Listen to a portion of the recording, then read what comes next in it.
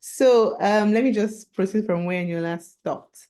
Good evening, everyone, once again. My name is Imelda Olaoye, and as Eniola has rightly said, I'm the managing partner of Thinkmint Nigeria, a real estate marketing firm located in Lagos, Nigeria, and Estonia, Europe.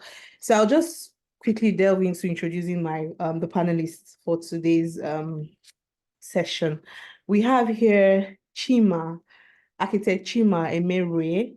Architect Chima Emerueh is a trained architect, is a property developer, and an avid enthusiast of green design and sustainability. He's a co-founder of Homework Group, a multidisciplinary group with subsidiaries that focuses on architecture, property development, and facility management, amongst others. He's an experienced player in the real estate space with qualifications in architecture and environmental design, and a demonstrated history of working in the built environment industry. Chima serves as director at Homework Group. Good to have you here today, Architect Chima. And then, Thank you very much. okay, and we also have here Nana Maidugu. Nana is the head sustainability and ESG at NSIA. Mrs. Nana Maidugu is the head of sustainability and ESG at the Nigerian Sovereign Investment Authority, where she's responsible for developing and driving NSIA's sustainability strategy and climate initiatives, as well as implementation of NSIA's ESG framework across the authority, its investments, and its partnerships.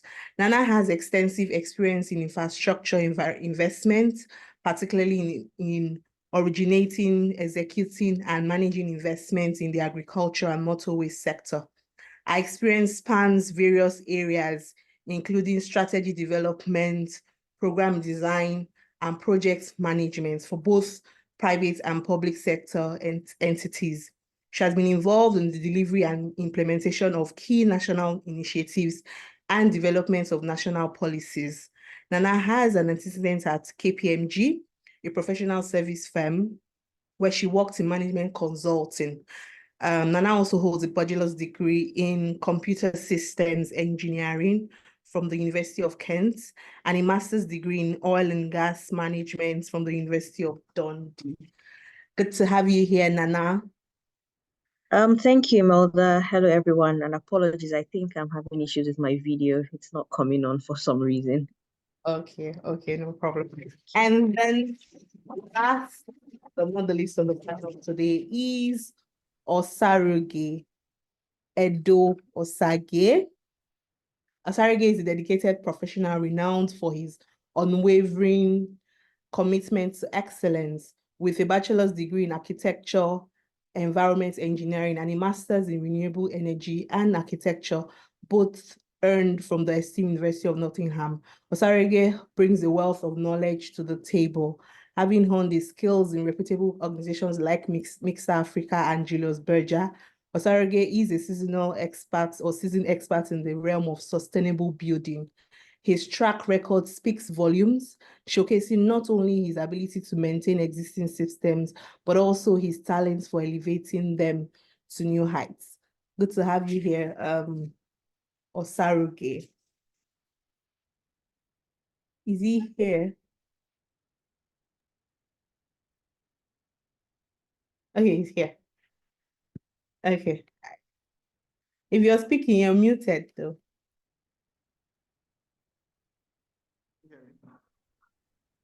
Hello? Okay, Yes, we can hear you. Hello? We can hear you. Can you hear us? I can hear you. I can hear you. Thank you very much, Imelda. Okay. So yes, without further ado, we'll just quickly delve into the purpose for today's webinar. And please, for the audience, you can note down your questions, send it via the chat box, or just keep it. There'll be like a time where you could ask questions to all the panelists. Again, as we all know, the topic for today is building the future, sustainable real estate development amidst the present economic landscape. The reason for the webinar is to present a comprehensive exploration of the principles and practices governing sustainable real estate development. In light of the current economic climate, we'll delve into the feasibility of real estate development, considering factors such as construction costs. Additionally, we'll guide customers on key considerations when acquiring a sustainable home and discuss the potential impacts on the economy. These critical topics will be thoroughly examined and discussed during the session. So, I mean, just to give like some sort of, I'm sure everybody here sort of like understands what sustainable real estate is and how it can help reduce construction costs. So we're going to just ask the panelists here to further delve into this topic and give them customers or consumers now, real estate buyers, an insight. And then, yes, even the developers themselves, an insight as to how sustainable real estate can further bridge the gap for housing costs and building modalities. So I'll start with Nana.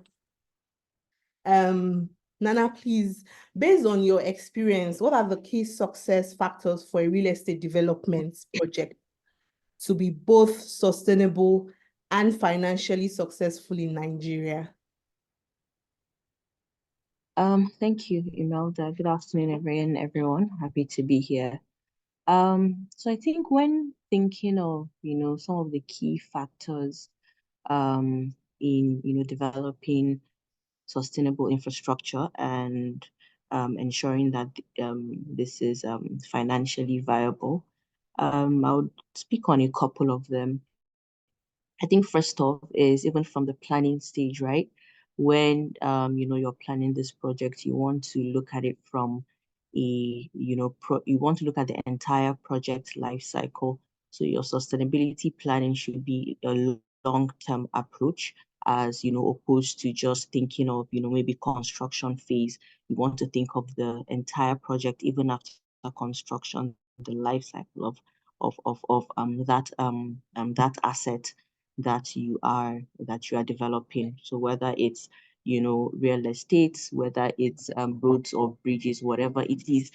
Another key thing, obviously, it's integration of sustainability considerations or ESG considerations, in your design and construction. So things like, implementing water conservation measures, energy efficient systems, renewable energy, technologies.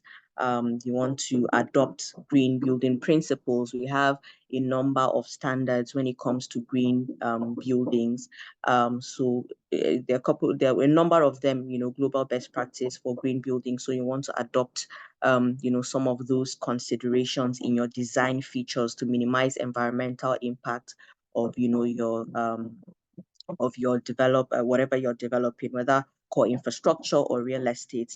And then obviously you also want to ensure compliance with relevant regulations and standards when carrying any sort of infrastructure development. Another key thing is very detailed risk analysis. Obviously, when you want something to be financially viable, then your risk analysis, whether it's in the modeling that you're developing or whatever it is, you need to ensure it's very robust and takes into consideration key factors that would make that project financially viable. Okay, thank you, Nana. So yes, long-term approach, you want to consider long-term integration of green buildings and then your risk analysis. Those are like top points from what you have said. My next question will be to Osarogie.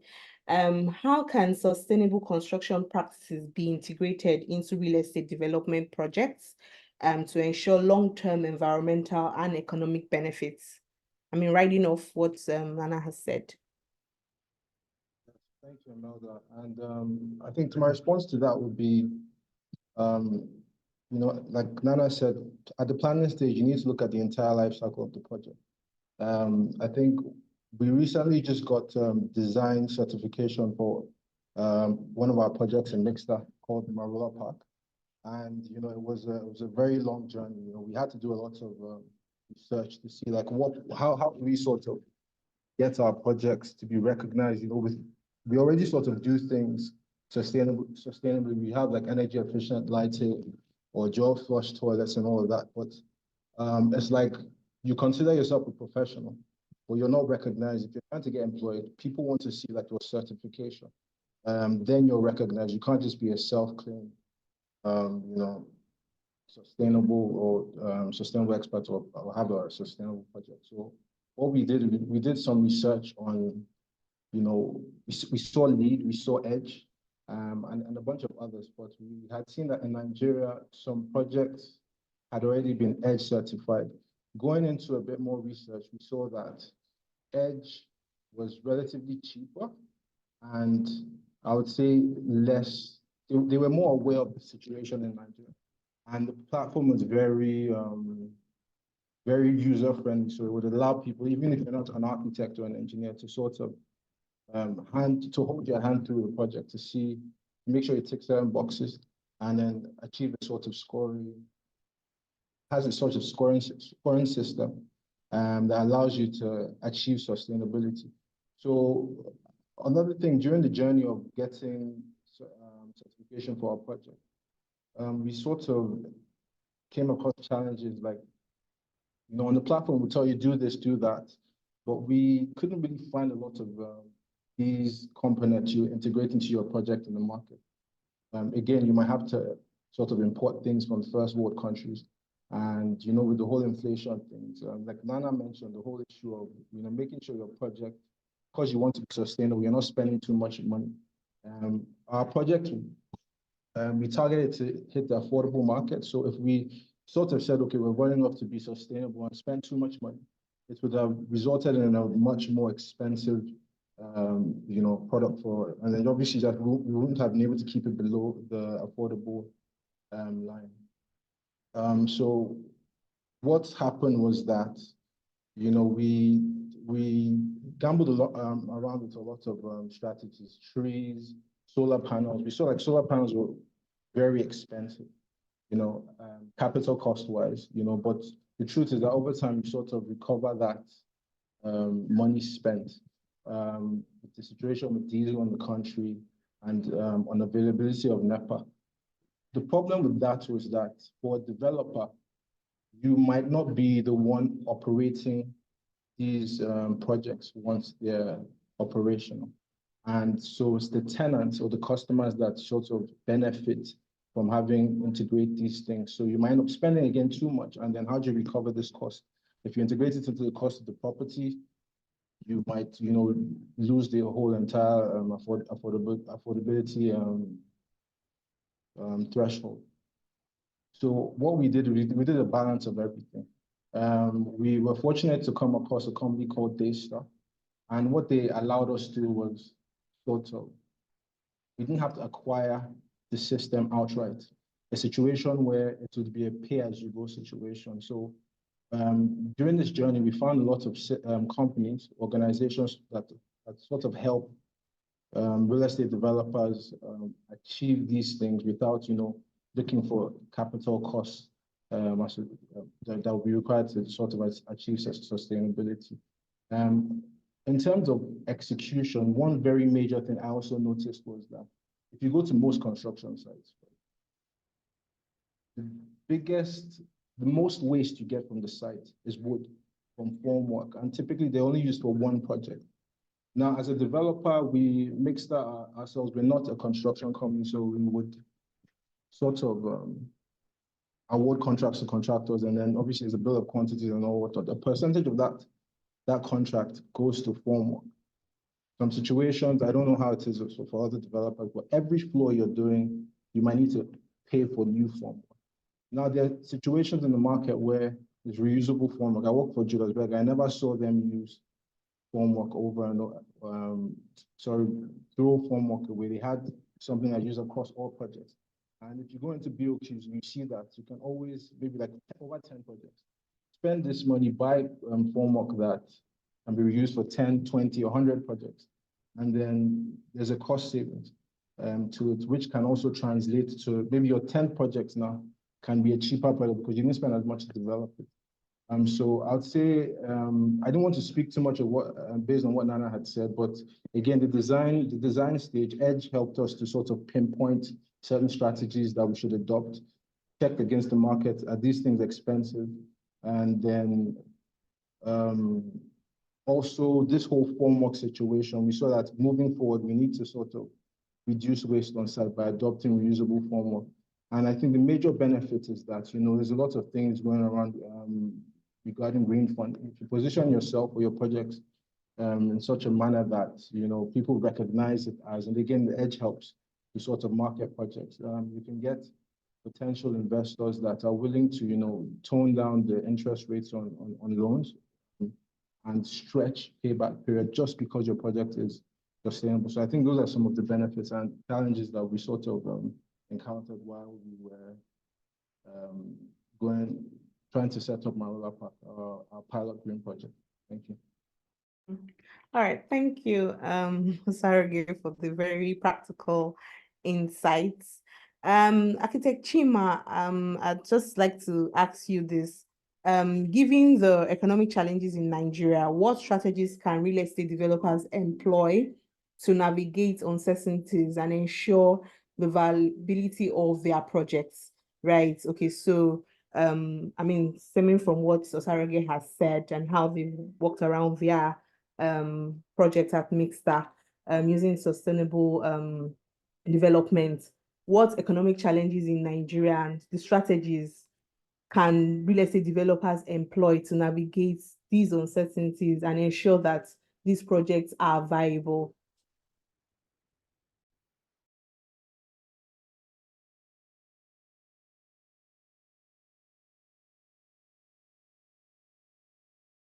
Okay, Chima, I think you're muted. I forgot. I apologize. I forgot I was muted. All right. So to quote Yogi Berra, he says it's always very difficult to make predictions, especially about the future. And recently I was having a talk with a finance analyst, and there was something he said that cracked me up. He said that anyone in Nigeria who is writing economic forecasts for the next 10 years is writing fiction. That's what he said. He raised some valid points. He said there are lots of economic corners that we navigate on a year-to-year basis that we just don't even see coming. Anyways, so in real estate, in construction, it's extremely tricky. It's extremely tricky. I think part of this is because a huge part of our construction is our material is forex based. I mean, in our economy. So if you look at it, if you divide the construction into two phases, let's say carcass and finishing. In the carcass, so you have imported reinforcements. I mean, they are the local ones, but you really don't want to compromise on structural integrity. So you want to leave the local metal used for non-structural use, maybe like your gates, your burglary proofing, the ones that are non-structural. Okay, and then there's cement and the like, which are locally produced, but even at that, they still sway to the breeze of the forex blowings once in a while. Then when it comes to finishing, almost everything is imported. So almost everything there is forex based. So what happens is if the forex chart just moves a little bit upwards, then your finishing costs move a bit upwards. So what do you do then when you have projections, when you are building houses, you are selling, and possibly you're selling off plan and prices are going up on the fly, prices of buildings that you have already, sold. So one way to go about it might be, and this is on the developer end, might be to dollarize your costs, which that's actually the ultimate safety. But unfortunately, the government frowns on that because, like I said earlier, we're in era economy, so you can't be selling in dollars. So, but that's actually one way to go about it. Another way to go about it, another practical way would be to, like I said earlier, split your cost into carcass and finishing, knowing that a lot of these fluctuations are prominent, are more visible in the finishing, not in the carcass. So you may want to split those costs and just sell them like two different packages. So I have the carcass level, which might have some variations, but usually there are no significant upheavals financially. So you can just sell the carcasses and then now have your finishing as a different package. Now, obviously, this entails some internal company structuring to achieve this, but it's possible, it's doable, it has been done. Thank you. Okay, Chima, so you've said sort of like cushioning the effect of the naira on your projects, right? And then also selling kakas now, so that's where they sort of like reduce costs, even for the cost of the projects, as the case may be. Thank you. So we'll go back now to Nana. And please remember, you can drop your questions on the chat box, or then we'll give you some time as well to ask questions if you want to speak about your question. So Nana, how can developers strike a balance between meeting immediate market demands and incorporating long-term sustainable features in their project, just as you earlier mentioned, the long-term approach that you mentioned earlier. So wow. So how can they, Yeah, so I think so when typically people tend to see incorporation of sustainable features in projects, they tend to see it as an additional cost, right? But then really and truly what happens is, you increase the what I say, the long-term viability of this infrastructure by incorporating these features. You're making it more climate, resilient, and you're creating value in the longer term. So in terms of striking that balance between the immediate market demands and incorporating sustainable features, I think obviously a key thing is you need to pay attention to the market. You need to carry out your detailed, market analysis. You want to identify, your key trends. What is your target demographic? What is the competitive landscape like? What are the economic conditions? What are the future market demands? Those are all things that you need to factor in. You know, to do research around your opportunities to align sustainable features with the market demand. So things around smart technologies, energy efficient designs, and the like. So one key thing in striking that balance is definitely a comprehensive market analysis. Now, another thing is you want your design and your planning to be somewhat flexible, right? So if say in the absence or if funds are constrained, what one can do is incorporate modular or scalable design elements, sustainable design elements, right? So that over time you can easily adapt or upgrade or enhance the sustainability considerations for your design. So you want to adopt a flexible and adaptive approach to your design and planning, so it allows easy integration of sustainable features, over time, while you're meeting immediate market demands. And then another key consideration is exploring financial incentives and support. So there are a lot of financing support, whether it's technical assistance, tax grants, green financing, and all of that for sustainable real estate development. So in terms of balancing that, if you want to incorporate sustainable factors in your real estate project or your infrastructure project, and you know that it comes with an extra cost, you can explore those financing options and those fundings and grants that are available. So basically what they cover is the elements of your development which incorporates, the sustainability elements that are incorporated, in your design or in your project. So yes, I'll say so. Those are some of the factors in trying to balance, sustainable features in projects versus, market demands. Okay. And so rundown of what you said, market analysis, check what the market demands, easy integration of sustainable features, so it's long term, and then exploring financial incentives that are tied to building sustainable homes. Thank you.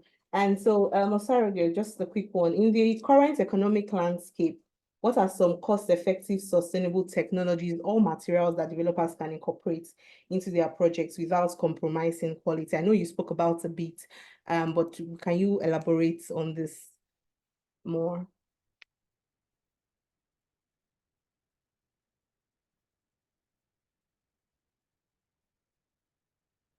Did you hear me? Because I can't hear you.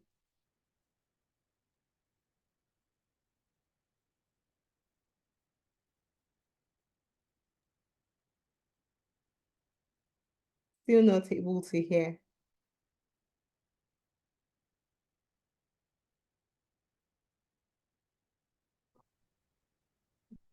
But I mean, can every other person hear me? I can hear you, Yes, but I can hear I you. can hear you, Imelda. Okay, Maybe okay. I she's think I not. can hear you now. Sorry. can you hear me now? Yes, yes, yes. Okay, perfect. Yes, So again, I will start again with I think the most critical one, the lowest hanging fruit still has to do with during the construction phase, reusable formwork. I think it cuts across everything. Landfill, acquisition. I mean, the markets, if people who sell like marine boards, they might not like this, but I think I did some research and I was on Alibaba, and then I think in more developed countries, what they have is they have these sorts of formworks that I think they make them from recycled plastics, and compared to your typical marine boards, you can use them at least like 100 times. Yeah. They bend and then they go back to their normal form. You know, like with the marine board, once it bends, it could snap, or water goes in, you can't use it. I think that's like and when I checked the price, it wasn't even up to twice the cost of marine board. You know, so Sorry, that's what did you call that again? Just so that we notice. You said, I mean, the name. I'll put a link. I'll put a link in the chat box, so in the Okay, chat okay, box, so everybody can sort of okay, that's that. fine. That's for me. I think that's the thing.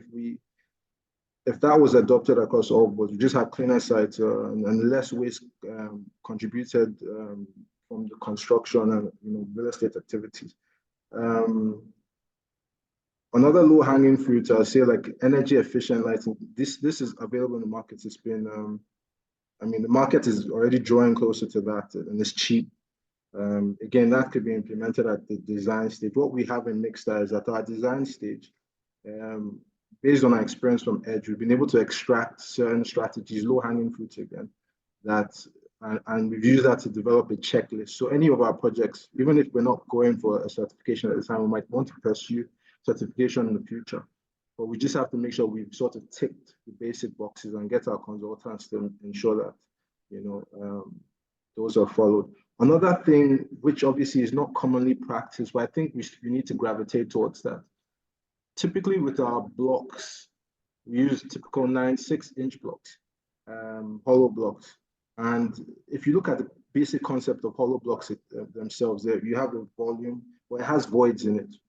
I think it's a very smart, something we're all used to, but I think it's a very smart because that void in itself helps with insulation. And what I came across again is something called lightweight concrete or lightweight standard concrete products. And what this is in terms of that block thing, if you look at the building, the bulk of the volume of the building is the slab, the structure, but the walls, the partition walls, it takes a lot of cement. Now, as developers, we don't make blocks, right? But if the market was sort of making lightweight concrete, so lightweight block work has something to do with, I think they put some bubbles inside. So it has more, aside from your typical voids, it's aerated. So there are bubbles in it. And a lot of times block work is not load bearing. You have your structures, your columns and all of that. Your block work is just for partitioning, soundproofing and all whatnot. So a situation where you use lightweight concrete that can use 30% of the amount of cement your standard blocks use. Again, we're developers, we don't create we don't make blocks ourselves. Contractors typically buy what's in the market. But I think some contractors make their own blocks. So if they go into that, ideally it should save. But normally the contractor won't, his cost savings, if he did anything ingenious, he's not going to transfer it to you, developer. So I think just sort of a method to adopt that, reduce less cement usage, again, the cost, right? I think those two, the formwork bit and that block work aspect, I think it solves a lot of problems. We're used to plastering and all whatnot. But I was at Big 5 Construct last year, and I noticed something called, I mean, I've seen it before, but I think it was very prominent. A lot of people were using it, showcasing it. It was called sandwich panels, right? Now, again, with what Nana said about being able to do like a modular system, if I was a real estate developer and I projected over the next 5 years, I want to do 1,000 homes, right? And I have I know how my typical room size is or column size is, I can sort of, maybe if it's precast now, right? Do these things now. So if cement goes up or whatever it is, but I already have these things on ground. You can't store cement in itself, but you can store precast elements. So just identifying in your projects long-term things you tend to reuse, or just being able to standardize again as well with like windows. We did a design thing where we know the typical length of aluminum in the market is like 6 meters. So we design our windows in such a way that there's little or no upcut, right? Typical standard sheet of glass, is about 10 feet by 7 feet. So just minimizing waste, but then again, it translates to, our quantities in the BOQ. It might not seem, when people say sustainable, we just think of solar panels and all that, but a lot of these things, sustainability, in my opinion, is like efficient use of your materials, time, and even during the operation, which is the bulk of it. And to close, I'll give like the bulk of it is that as a developer, we make products for the market. The customer takes it. The customer can pay like 30 million for a product. But over the space of, say, 25 years, he might spend just as much as he spent acquiring that to operate that, water, be it electricity, its ACs, but how well that building is, built, if it's built sustainably. And again, like Nana mentioned, integrating like smart features into that, it can cut your operation cost over a period of time to 50%, 30%, depending on what it is. And that can buy you another property. But we don't keep track of the bills we pay, to know, okay, how much have I saved over the last 10 years from, these certain things. If we knew, it would be more attractive. But in the West, or not the West, sorry, in the more developed countries, they recognize this, and it's almost like old news. I think we'll jump on it eventually, but talks like this sort of encourage it, in my opinion. So I'll just leave that. All right, thank you, Osarogie. That's really deep. And so, just taking what you said again, reusable formwork, energy efficient lights, lightweight concretes. I mean, less cement in your block work, and then making use of precast, things that how you can store cement over time, so that even if the cost of these materials are increasing, you're able to, you already have them. And then also reducing waste in terms of the building materials themselves, aluminum, glass, and all the things that you need. So that way you can also save costs and then also benefit the end users. Thank you again. And for architect Chima, this is for you. How does sustainable real estate development contribute to economic resilience and stability in the face of market fluctuations and external shocks? Okay, so that question, to attempt to answer that question, you need to go beyond architecture. It touches economic, it touches psychology, it touches on purchasing power. Okay, so first of all, economic resilience is basically the ability of the system to recover from shocks. So something happens, prices go up. How well does the system recover? Does it stay down forever? Does it adapt? Does it evolve? And how this relates to real estate and housing in general is I think it can be answered if you look at Maslow's hierarchy of needs. So Maslow's hierarchy of needs, the way he tried, okay, so this is the psychological part. So the way he tries to define things, there are two needs. There are two types of needs. There are the deficiency needs and there are the growth needs. The deficiency needs are basically the ones that arrive due to deprivation, and they motivate people when they are not met. So I can give an instance. At the lowest level of Maslow's hierarchy, you have air, food, shelter, and those are the deficiency needs. So the way it works is when people don't eat, they get hungrier. So that same way, I mean, you can't just say, hey, I don't want soup anymore. I can do without it. It's a deficiency need. And housing also falls under that. So the way it factors into real estate and market fluctuations is this: housing will always be in demand. The only thing that happens is it evolves. Our needs evolve subconsciously. I can give several practical examples.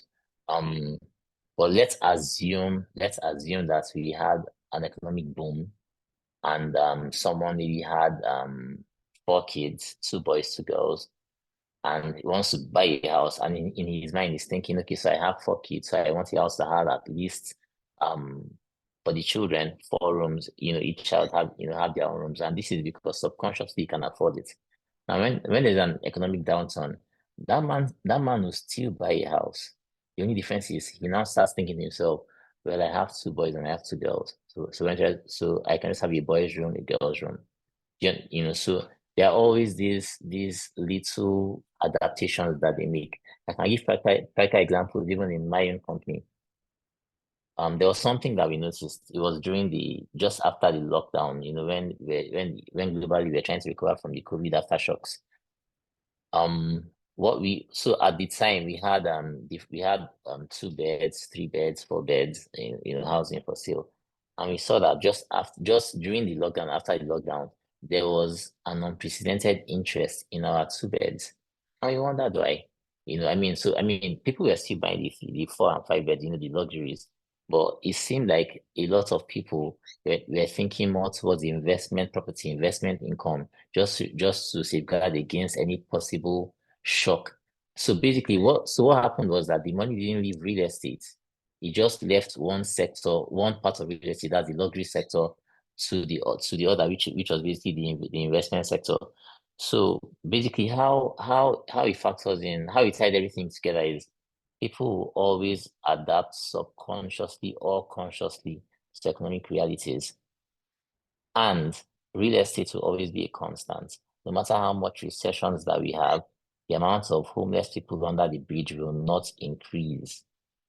What just happens is maybe luxury buyers become moderate buyers, moderate buyers become moderate renters, and so on and so forth. But the money still stays within the sector because it is a very, very basic need. So that's basically how it works. New markets arise, new demands arise versus you trying to get the luxury, just stick to the normal basic. And everyone moves on, and before you know what's happening, the market recovers, the market remains resilient. Thank you.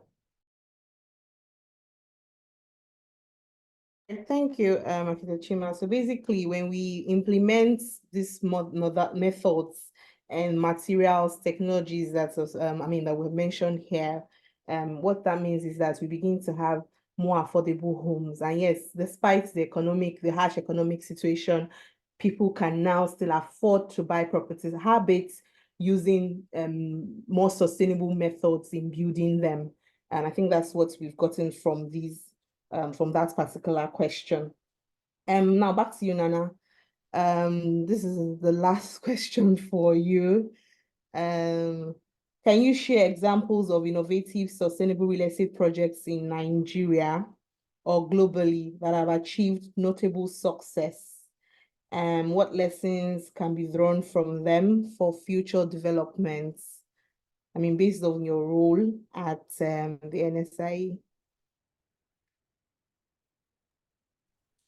So when looking at Nigeria, there are a couple of sustainable real estate projects, and I'll touch on one that, although it's under development, but I believe like it's going to be a huge success story, and it's one in Nasarawa State.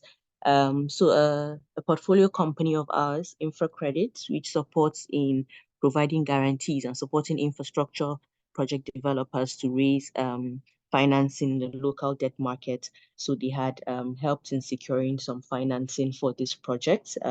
It's by Modern Shelter, and it's I think about 400. So it's about 1,200 units of EDGE certified affordable housing in Nasarawa State. So the first, this current phase is about 400 units. So I think the beauty of that project, I feel, is not just the fact that, okay, it's going to be EDGE certified buildings, but, you know, the target market as well, because it is affordable housing. So this brings us to the point of trying to strike the balance, you know, between market demand and you know, incorporating sustainability in infrastructure or real estate development. So you're able to address, you know, a market segment that you address a market segment by providing this affordable housing as opposed to high-end housing. I mean, yes, you always have customers for different segments of the market, but then obviously we know that there's a housing deficit in Nigeria, and most of it is, you know, the middle to low income class. So being able to provide this type of sustainable housing solution to this what I say, segment of the society is, I think it's a very good win. And I think it would be great to see more and more real estate developers provide such, you know, sustainable building solutions, particularly housing, not just office spaces or, you know, hotels, but actual residential buildings, you know, for the middle class, or middle to low to middle income class. Looking in terms of globally, there are quite a number of them. There's this one in Abu Dhabi called Masdar City. So it's like a sustainable urban development targeted for low carbon living. So anything you can think of in terms of minimizing environmental impacts, they have, you know, they've deployed renewable energy sources, you know, they have water saving technologies. Even their transport systems within that area is zero carbon, you know, they use electric vehicles, you know. So this is the Mazda City approach is more of a holistic approach. It's not just about the housing, but even the transport within, you know, within that area. So that's definitely also, I think, a notable sustainable real estate project. There are a couple of others, but I think another one that is also a residential area is what's it called? One Central Park in Sydney, Australia. So this is also a residential area. You know, they're using renewable energy sources, particularly solar energy. They have vertical gardens on the buildings. Basically the building was, or rather the residential area was built, you know, to minimize environmental impacts and have very minimal carbon emissions in terms of you know, energy usage, water, and all that. So there's this other one in Milan. I can't remember the name, but I once went for a conference and we went on tour to the place. So it's actually also a residential building, and the building has over 1,000 trees on them. And they used a species of trees. So obviously, in terms of things around double glazed windows, using solar energy, you know, water conservation, all of that was incorporated. But what I found fascinating was it had 1,000 trees on the body, and it was like a tall building, and they used apparently a species of trees that sucks in, you know, that absorbs more carbon, you know, than your typical, you know, normal trees. So these are just different ways and some of the projects that have been done, you know, in Nigeria and across the world. So I think definitely something that can be done. I just, you know, give the example of what is being done in, you know, Nasarawa State. So it's definitely something that can be done.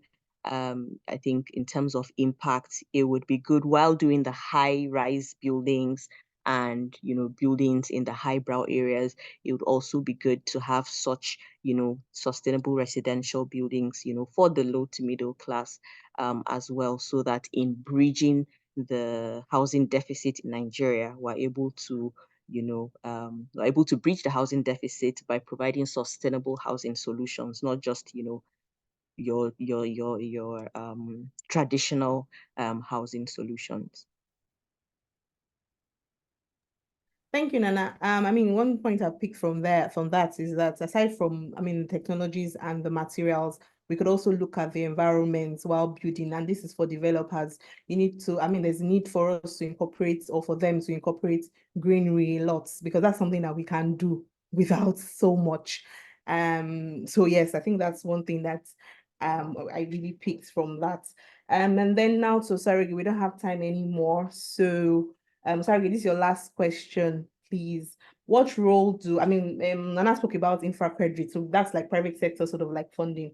But what role do government policies play in promoting and regulating sustainable real estate development now? Like, are there any current rules? And how can industry stakeholders collaborate for a more sustainable future? So I'll just say what I think is the government could I mean they already are, but provide more incentives for sustainable projects to sort of encourage developers to go that route. Ideally, maybe even target to encourage so it sort of solves to assist in solving the whole housing deficit thing, which again is in the affordable bracket, or even low income, a bit more incentives. I would say in terms of the market, because again, we went to the market to see what's available. And a lot of these things are imported. We have companies like CDK Royal who are producing here. So those guys, I think the government already gives them grants because they're, sort of, taking a portion of the market, and that sort of helps embodied energy and all of that. But, say a situation like 2027, where they say, okay, we're no longer allowing importation of toilets that are not dual flush, or putting certain things in place, energy efficient, putting certain liens on import things that can be imported. Now, I'm not saying they should do it tomorrow, so whatever stocks in the country can be used. But I think that would sort of help and encourage. In terms of, I'll say, industry stakeholders, I think normally real estate is a very competitive market. But I think when we come to things like sustainability, which sort of impacts or the entire world really, we should sort of promote, encourage, have that friendly situation. I think it's a good platform for us to sort of collaborate, maybe have competitions, just to encourage and let the public know that or create awareness, especially with the bigger guys. Another thing is, I'll say with the private sectors, again, we have CDK Royal, but we don't really have enough people in that space that are, researching or developing new materials that serve for our climate. We tend to adopt a lot of foreign technologies. So we have things like hollow clay pots, which we use. Ideally, those should be sustainable, but we get them from soil here, but it's more expensive than blocks. I would look forward to a thing where they can use bamboo, which is very cheap and it's a weed, soaks up CO2 as well. Maybe resin to create a sort of bespoke building material that can be something that we can say that's ours, cheaper. And if, bamboo is something, if you keep cutting, it grows. So in my opinion, if that was I think it's the ideal raw material because of it's a CO2 carbon sink. So using materials like that as opposed to, addiction to cement, so to speak, I think would help, in my opinion, incentives. And we should adopt certification as a standard. Our building codes, we should, even if we don't, everybody is not paying for certification. Situation where some of those principles are integrated into approval processes. Things like natural ventilation, before you get I think Chima might correct me. If you're doing a building design, I think you will need to, certain rooms have to have sort of cross ventilation, which is a passive strategy and it's a sustainable practice.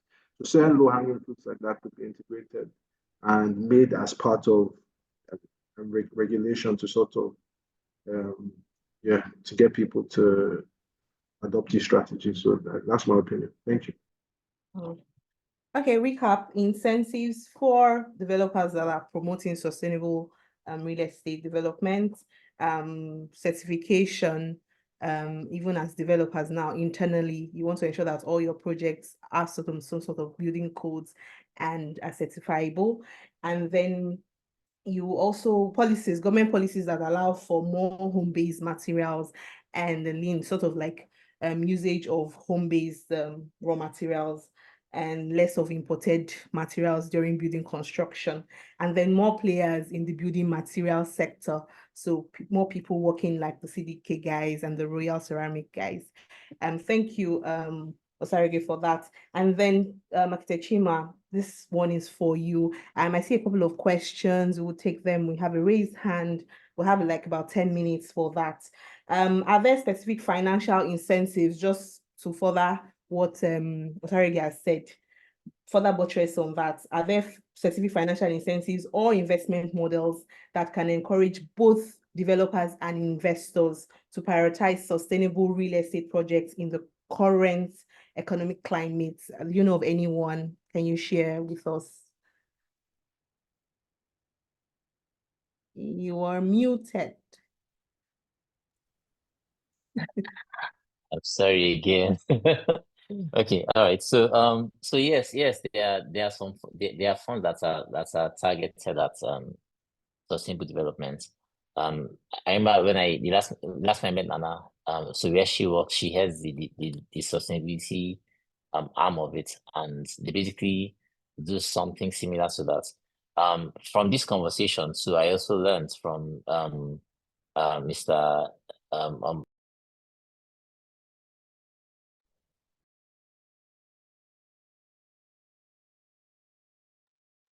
Okay. From Mr. Osarogie, yes. Sorry. So yes, so they had this payment plan with a company called Vista, and basically they did energy efficiency. So things like that, I think, would be they will make sense. Now, in some more developed climes, you have the government actually giving grants. You have people giving incentives for you to actually go green. For instance, you want to buy a Tesla or an electric car, you actually have incentives to go ahead and do that. So we look for and we live for the day when it will be prioritized on this end. But yes, globally, I mean, there are green bonds that you could apply for, just not provided by Nigeria. But then for the scale that you would want to go, okay, like for instance, the EDGE certified one in Nasarawa that Nana mentioned. So there are green bonds that you could apply for that are specifically targeted for only green developments. So yes, they do exist. They are few and far in between, but yes, they do exist. And what of the investor side now? I mean, this is for the developer.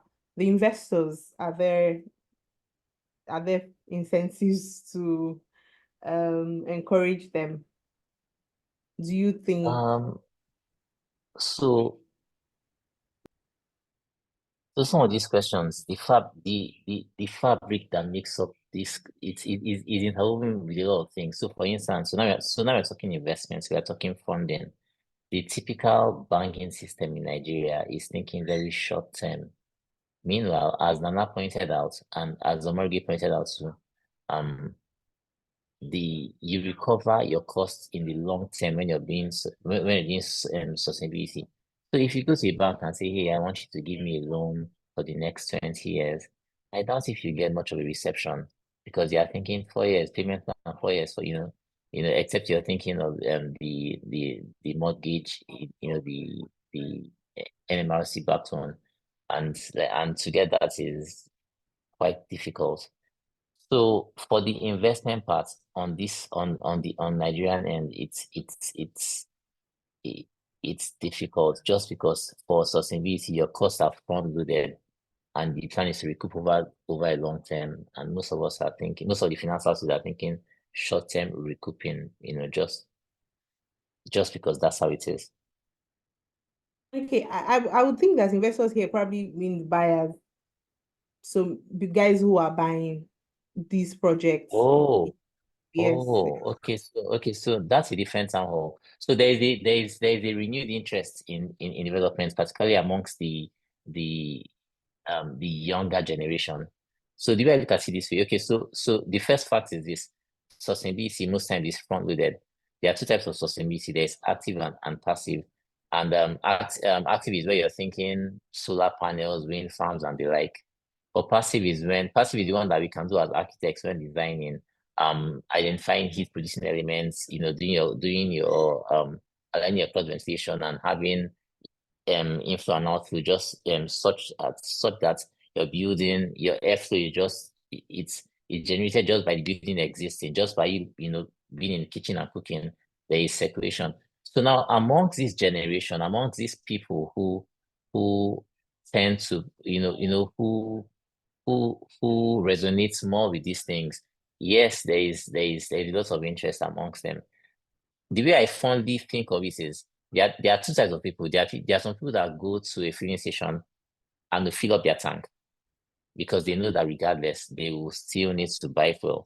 So they fill up their tank and they go and they come back again next week. But there are some that even when they can afford it, they prefer to go half tank, quarter. So the fill up tank people are the ones that think long-term savings. They're the ones that think of investments, and there is a growing subset of that in Nigeria right now. So I'm very sure that makes sustainable development more attractive, even if the price tag is slightly higher. But I think that subset is reaching the critical mass, and they are willing to pay for that luxury, just luxury of just having power 24/7 and so on and so forth, and just being comfortable in your house. So that subset is increasing.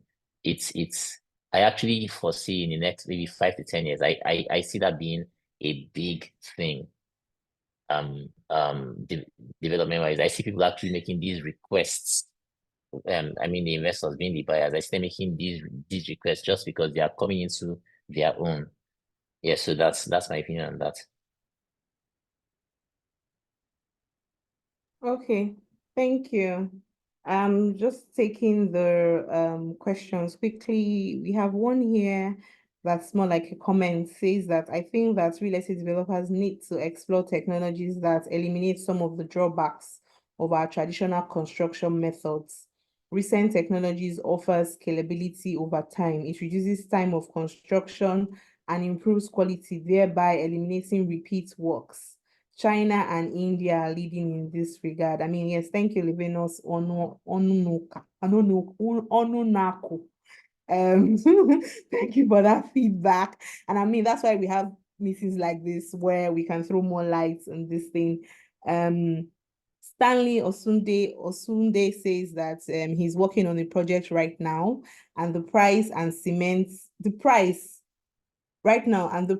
of cement and iron rods went really high in between, and that affected the project. What can I do to avoid this in the future?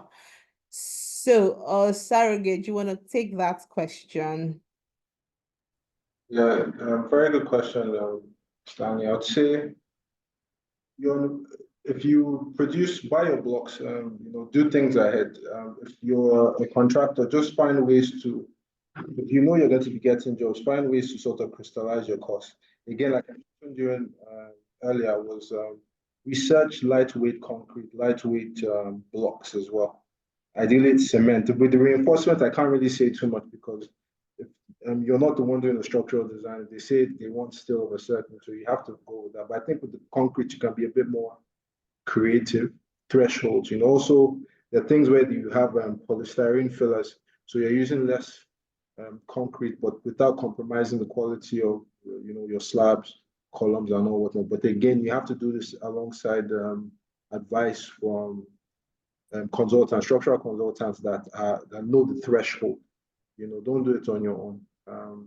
Some consultants they're not aware of these things, so look for your good consultants, people that are enthusiasts in this space, conservation, and obviously without compromising on quality. And then I'm sure that will help. Lightweight concrete, I'd say this is the best way to cook.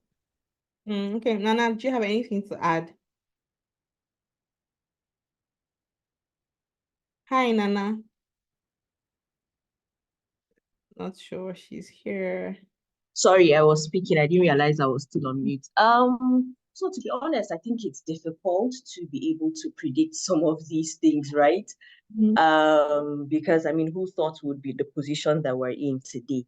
But I think what we need to do is just basically industrialize more. It's important for us to boost our local industries and ensure that a lot of our building materials are, manufactured here. At least that would help in, managing the cost of these items. And it wouldn't be, the cost of these items will not be directly tied to the dollar rates, right? So it's very important for us to build our local industries. It's important for us to boost manufacturing, not just in the real estate sector, but across all sectors. Medical manufacturing, all of it. We need to make more stuff in Nigeria, basically. Thank you, and I mean, just to add to that, there's a developer from Kigali who says that they had to start producing glass because they use a lot of glass, I mean, as a company. So, and then I've spoken to some sort of developers here back home who also say that, oh, they want to start producing wood. I mean, because of this cost of farm work that Osagie spoke about, they're saying that they want to also start producing wood now. I mean, going to that business to see how they can cushion that effect, because like Osarogie mentioned, for every slab, they spend a huge amount of money, for that. So yes, this is just buttressing what Nana has said. And Architect Chima, do you have anything to add to that for Stanley's question? Yes, so Stanley just described the typical nightmare of anybody in construction. You tie yourself into a contract, solidifying figures and then there being upheavals. So this goes back to your documentation, Mr. Stanley. You have to, apart from putting in place contingencies in your bill of quantities, you also in your contract before starting construction, you also need to have in place clauses that will cover unforeseen things like this. Obviously, the typical client will say, nope, that's your business. In fact, the argument the clients will give you is that if the prices go low and I had come with you, so there's always that flip side, but on your part, you need to see if you can sort out documentation wise, and then as much as possible for a project, as much as you can stack, just buy in bulk for that project, as much as you can stack, buy in bulk at the price that you built for. In the near future, I think that's the way to go to avoid this. If you have the option of having a contract where you can have your labor and materials separately, everything spelled out, that actually is the best, because the whole forex doesn't really affect labor, but in prices, prices of quantities. So when the client actually sees that and he sees that he's paying based on the cost of the different cost of materials, then you'll be very good. Thank you. Thank you, Architect Chima. I mean, I picked something there. If you, as much as you can, try and buy in bulk, especially the ones that involve the structure of the project. Thank you so much. Okay, so we have someone's hands up. I don't know if you can send your question. I'm not sure if he's still on this call. His name is Emeka. I don't think he's here anymore, but if you're here and you have anything to add, could you send your question here? If you have anything you want to ask, please send it via chat or in the question and answer tab of the of this. Okay, I don't see any more questions. So I think that we sort of like have to wrap up now. Any final words from I'll just pick one final word each from each panelist, please. Nana, one final word from you before we wrap up. Nana, are you here?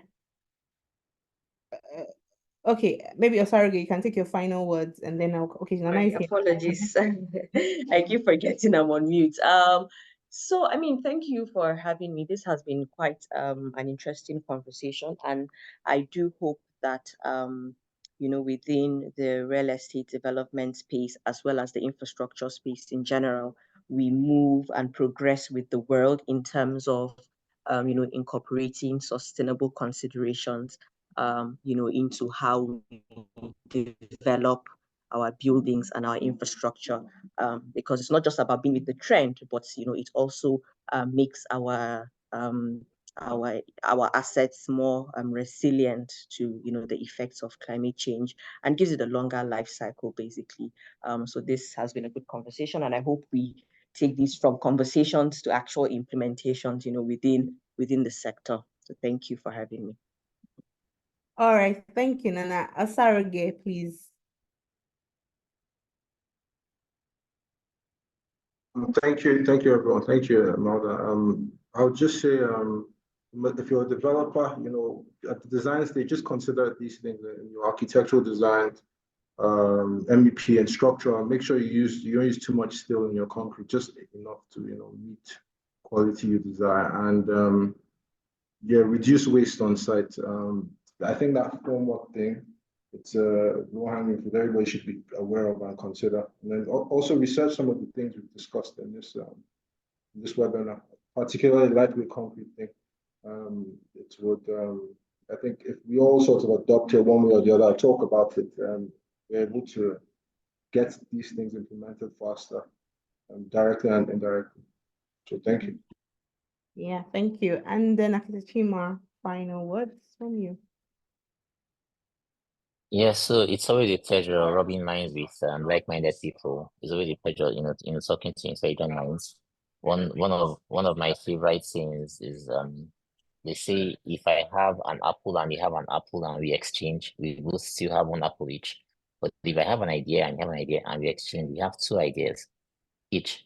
So imagine when all of us are just talking and rubbing minds. So it's always a pleasure.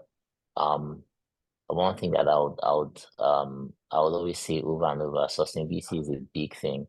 This isn't, I mean, there are too many facets. There's the climate change angle, there's the cost saving, there's the long-term cost saving angle.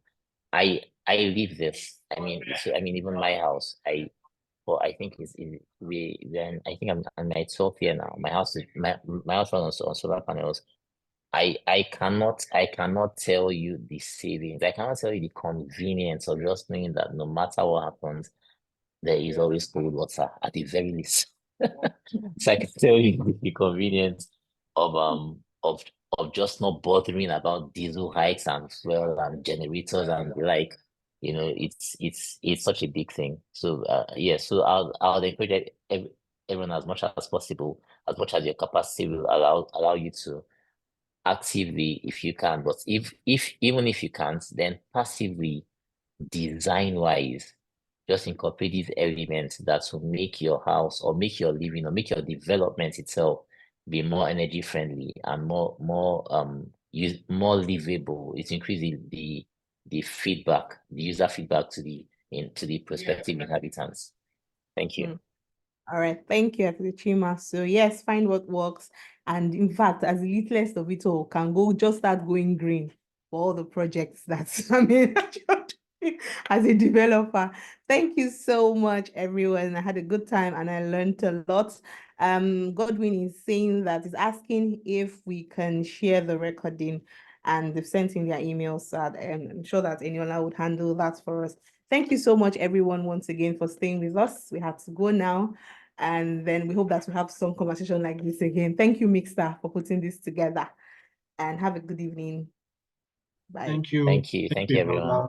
Thank you, everyone, for joining in. For the person that asked the question about the recording, it will be sent to your emails as well as it will be across our social media platforms. So you can follow us on Instagram, Facebook, and YouTube on Mixta Africa. That's Mixta Africa. So that's Mixta Africa across our platforms. So just to give you this webinar was hosted by Mixta Africa, just to give you a brief background for everyone that doesn't know or is not familiar. Mixta is the foremost real estate developer in Africa. I know many real estate developers would call themselves the foremost in Africa, but we are actually the foremost in Africa because our purpose is to create and promote sustainable communities across Africa. So that's one of the reasons why we decided to have this conversation today, because sustainability is a big part of what we are trying to do here at Mixta Africa. We are also located in 5 African countries, Nigeria, Tunisia, Morocco, Cote d'Ivoire,